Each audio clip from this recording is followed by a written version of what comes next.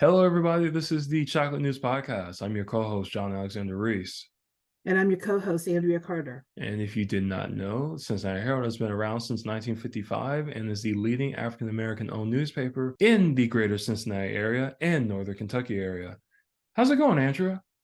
It's going great, John. I had a wonderful weekend, Labor Day weekend. Went to Chicago, heard the Jazz Festival. Central State won its game against I believe it was the Mississippi Valley at the Chicago Classic. I Right. should say the Chicago Football Classic. So it was a great weekend for the Marauders, and I'm very, very, very happy. I know the fireworks here were fantastic. Oh Um, yeah. No, they definitely did. We have an intern, Frank Bowen. He took the photos of the Riverfest fireworks. They're actually on our website right now, but they looked spectacular. I kind of wish I was there now. I kind of wish I would have gone there. oh, I mean, I usually I watch it if I'm not there in person because I have attended in person several Right. times. And it's always fun to see the crowd reaction to the music and the fireworks and, watching them boom up and explode and over the bridge and everything. I just love the fireworks. But this year let's see, I went to the Chicago Jazz Festival, and then I was just hanging with friends and family and talking about baking and cooking and everything else. So and wine. So that was Mm. a oh Sounds no, we pretty did good. yeah, then we did a bourbon tasting. So you Ooh, know nice. it was a great way to round out the weekend with a good bourbon tasting. Okay. That's something that we're gonna have to talk about. But anyway, one other thing about Labor Day weekend, which we just learned, the Lakota School District just ended their strike, which really occurred last week. So really, it was just a weekend, so to speak, strike. The Lakota School District, the buses will be back. The bus drivers reached a tentative agreement with the Peterman Bus Company, and they both have agreed to a 3-year labor agreement, which will, with the help of the federal mediator, they are expected to vote on the agreement tomorrow, September 7th. And if the contract is ratified, the bus service will continue on Friday. So basically, even though there was a little stop in the busing, kids have parents won't have to scramble too much more to get their kids to school. So I think it's a win-win for that. Oh yeah. I'm a believer in the working man, and they should get paid for what they do, especially driving a school bus and dealing with kids, whether in good or bad mood. But they are our protectors of our kids, getting them to the schools every morning. So I think they should be paid what they're worth. And I'm very happy to hear that their strike is over and they're about to move on and to more positive things. So yay, Lakota. Yes. Yay, Congratulations. yay for unions. Yay for unions and the working man, and we all need to support them.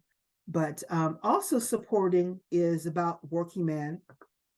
You never would have thought that Sean Puffy Combs, who owns Bad Boy Records, would give back publishing rights to certain bad boy artists, but he did. He had given back publishing rights to Maze, Faith Evans, The Locks, 112, and to the estate of the Notorious B.I.G., to name a few.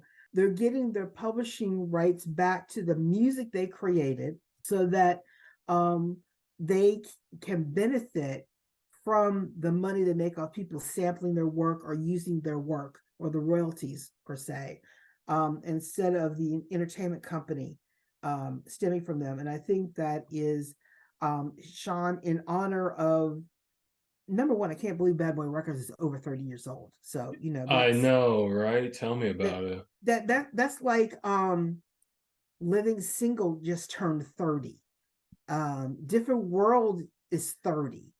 Too many good shows are turning 30, and just that tells me I'm old and I don't like that. But anyway, I'm not uh, going there. But I mean, Bad Boys record is known for not only at the ground floor of hip hop and all that great music, especially BIG, oh yeah. he hit the ground, and that boy could move, like, Yeah. um He carried that label on his back, man. So it was he did. It is, I mean, it's just but I think it's, in a way, I think giving them back their the rights, so that if they want to sell it again, someone can buy it and they can make some money. Because there's so many artists out there who have gone through their money and did not invest well, and they're broke. And I think, which is sad, because talented people need to continue to reap the benefits from the work that they create. But also, I don't think Diddy is going to be hurt by doing this, because he's got other great artists with Bad Boy right now, yeah. like Chucky, he had hits like from the late Chucky Thompson. He's got Danity Kane, Dream, Carl Thomas, French Montana. He also has Machine Gun Kelly's latest album, Janelle Monáe's her The Age of Pleasure. She just released this summer, which is a very nice album, by the way. And I'm not worried about Bad Boy. I'm not worried about Sean Puffy Combs making money. I think it's a good thing he's given back. And he's a brilliant businessman. Oh So yeah. obviously there's something down the road that he's doing that he's going to benefit a lot, and so will Bad Boy Records. Yeah, So I am curious about the details of the arrangement though, because like it's really rare for the owner of a label to give back like their master recordings, I mean their catalog and everything, because just just a couple years ago, Taylor Swift, she tried to buy back, her back catalog, but the record label said no. So she's actually re-recording her stuff, which was very interesting. But good on Diddy for doing that. I'm glad for him. I'm glad for all the artists. oh yeah, I think down the road, how much you want to bet he gave them back the publishing rights, but not the ownership of the tapes. Oh, that's right, right. The publishing rights. Okay, yeah, Just yeah, the yeah. publishing rights. So Okay, all right. My they mistake. still, no. But I mean, it's interesting that he's giving back, but he's not giving back all the way, because they're going to still make money, Right, or they'll probably share the royalties from everything else. But they got the publishing rights, so they can make a little money on their own. Which I right. think, in the age of intellectual property, and with I think we're going to see a trend with all of this, of Yeah, who owns what, who can generate what, and who can make money off of what. So, congratulations to P. Diddy, and let's see what else. I'm sorry, not just Diddy. He's not P. Diddy anymore. yeah. I'm showing my age. Like all. Yeah, he's changed his name several times. Puff Daddy, Puffy. You know, Sean it, John. I Sean mean, John. He was even Brother Love at one point. I don't remember that one, but okay. It was very So, short. yeah, I can't keep up with anybody anymore. I'm just like, okay. That being said, that also was a great weekend for sports. Coco Gauff, she won. She's now in the Semifinals. semifinals. She was in the quarterfinals. Now she's in the semifinals. I think, isn't she still the youngest? Yep, she's the is she the youngest? I think I'm I trying think to think she's of I'm trying to think if she's the youngest or the youngest you know woman, or no, she's still considered a teenager. Um, I know she's 19 and she's the first teenager to reach like the semifinals since like Serena Williams, which is right. impressive, very impressive. This is her 16th victory in her past 17 matches. So, I mean, she just won in Cincinnati, Yeah. which was an impressive match, Oh by the yeah. way. Yes. So she is showing that she is concentrating. She's, really maturing in her talent. The fact that she's able to tell off her coach and tell him to shut up when he's trying to coach her, I think that was interesting. But you don't see that enough from athletes, when they are like, okay, you're doing your job, but you need to stop. Let me just do this. So, and I think that's interesting. And it's going to be interesting to see who she plays next.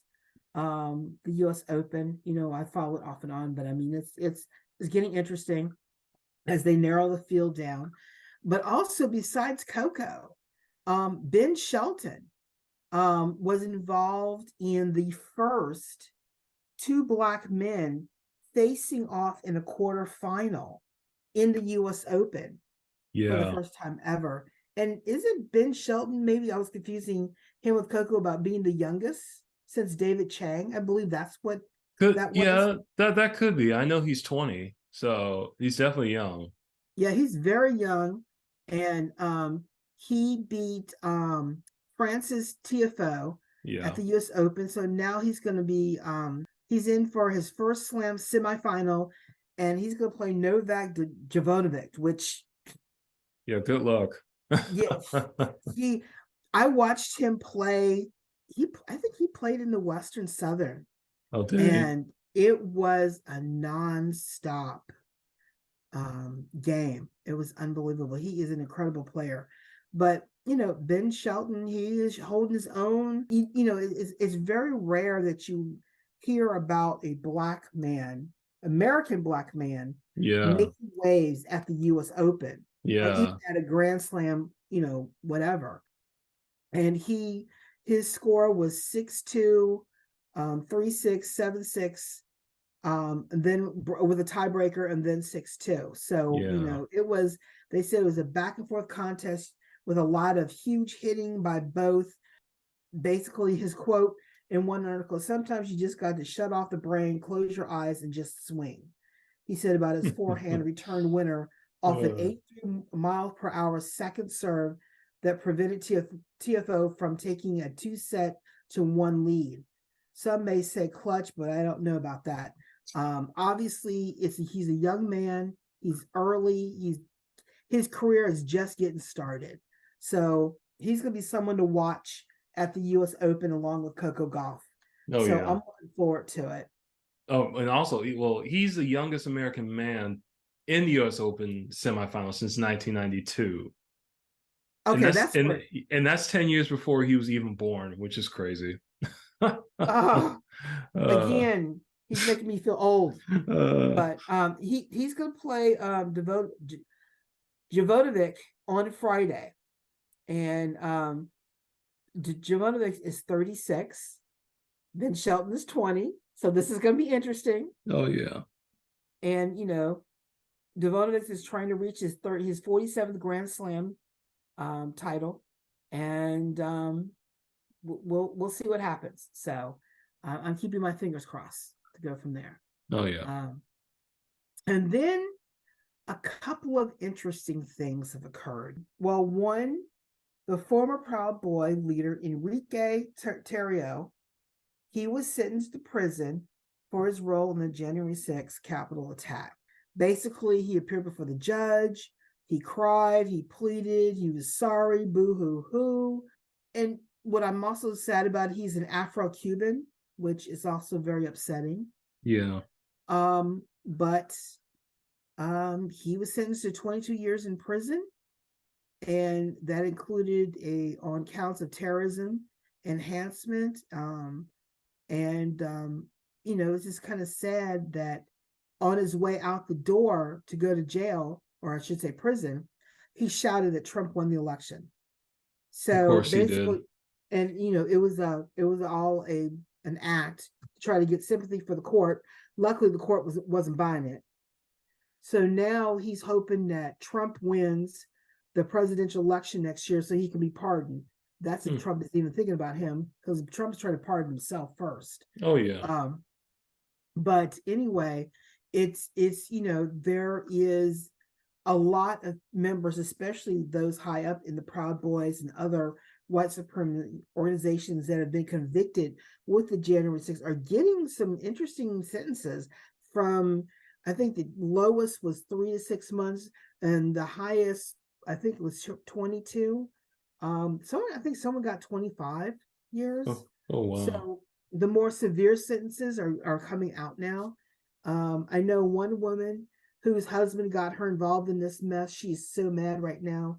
Probably end up divorcing her husband because she got 13 years. I Ooh, think he got 20.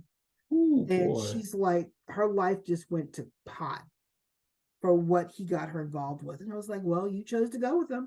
Exactly. You could have said no. She could have said no. Yeah. But we all do things for love.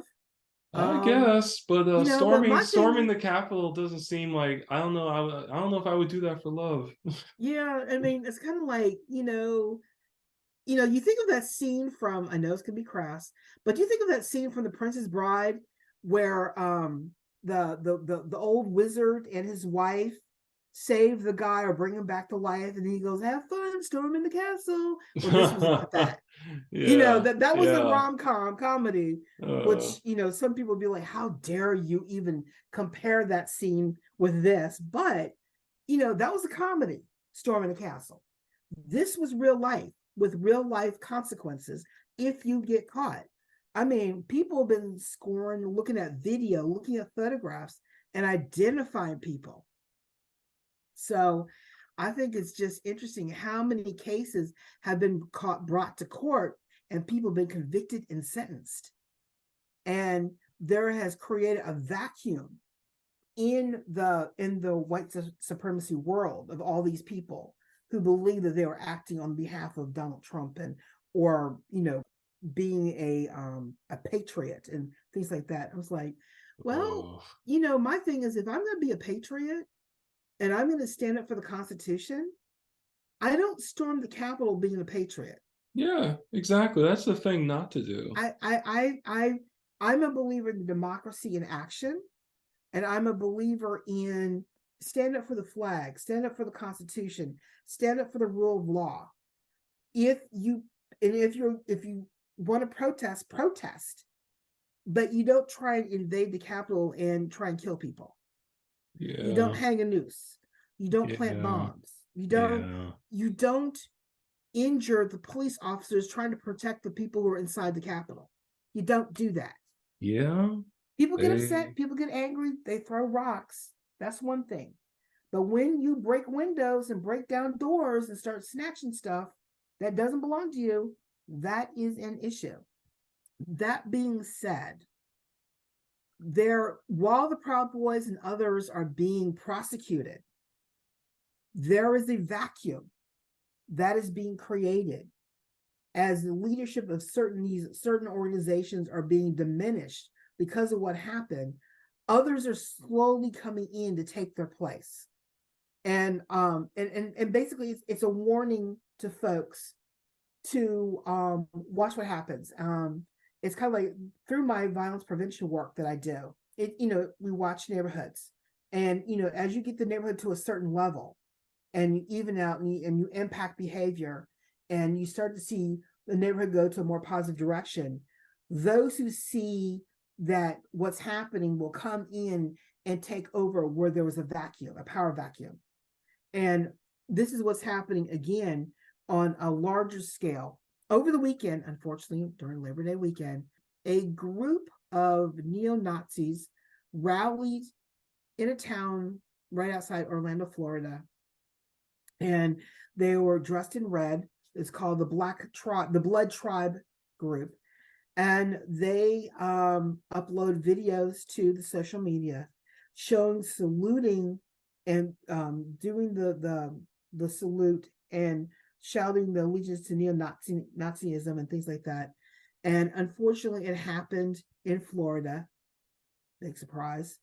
Um, I'm just I have family in Florida, and I'm just like, why? But anyway, Florida is a retirement place. It's warm. It's wonderful. They have a lot of stuff to do. They have great sales, by the way. But people have too much sun on their brains. Um, yeah, that's all I can say is they were shouting anti-Semitic slurs, racist speech. They stood in the front of the entrance to the Walt Disney World. yeah, It was a small blip in the news world over the weekend because everyone else was covering happier moments and yeah, sports and everything else. But this did occur, which is kind of sad. And they shouted Heil Hitler. Unfortunately, I hate yeah. saying that But because didn't they also say the same thing they were saying in Charleston, like the Jews will not replace us? That stupid stuff. yes, they did Yeah, chant that. Yes, we will not be replaced. yeah, Then they shouted, "We are everywhere." Yeah. which is another issue.